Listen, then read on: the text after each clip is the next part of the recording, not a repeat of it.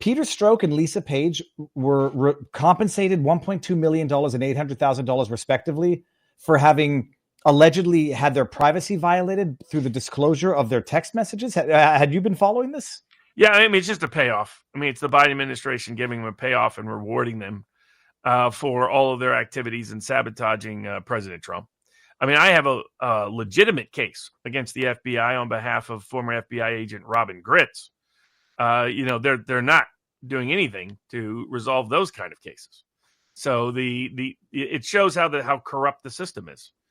And this is the same FBI that whose director, Christopher Wray, Federalist Society guy, who weaseled his way into the position of the FBI because it was a poor appointment by Trump, who lied about whether or not Trump was shot and shot at by a would-be assassin. And then that was followed up by the deputy director of the FBI gaslighting the world and lying to Congress about the social media history of the alleged assassin, Thomas Crooks.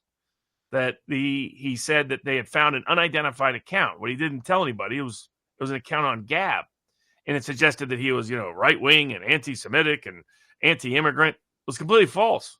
He basically was on Gab to troll Paul Watson, to troll Bill Mitchell, to troll a bunch of conservatives and tell them how great Joe Biden is, how great his immigration policies are.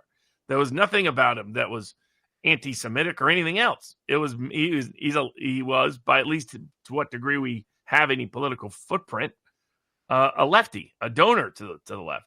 And yet there you had the deputy director following up Christopher Wray's lies with his own lies.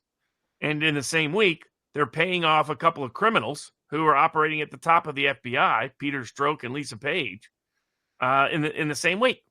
It shows how the only solution for the FBI is for the FBI to not exist. It's that simple.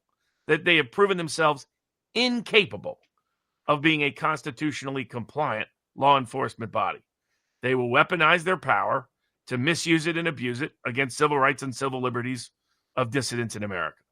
That's mostly what they've done throughout their entire tenure in history. If you really study it, it's just gotten egregious in the past decade. And so the payoffs, the rewards to these two corrupt agents is just further evidence that the agency cannot be trusted and needs to be probably disbanded. It is just flabbergasting and enraging. I believe these are all passive-aggressive acts of provocation, although they might be more aggressive. Paying him off $1.2 million. Well, and they're sending a message. Everybody else out there that wants to betray Trump, you'll get rewarded. Even if Trump somehow gets in office and takes away your position, we'll make sure you get millions of dollars on the backside. And this is just what the government is paying him. It doesn't include what CNN is paying him. It doesn't include the book deals, their lucrative book deals they're getting without justification. So, I mean, it's just, this is the message.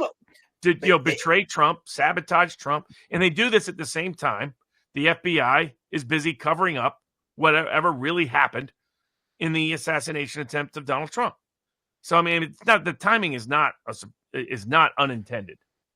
Because it was relatively recent news. That was from June or something of this year, where when I was listening to the hearing, I was like, oh my God, I thought I would have known that if it had happened. Happened very recently. It's taxpayer dollars. During the same week, they even attempted to give a plea deal to the alleged 9/11 plotters.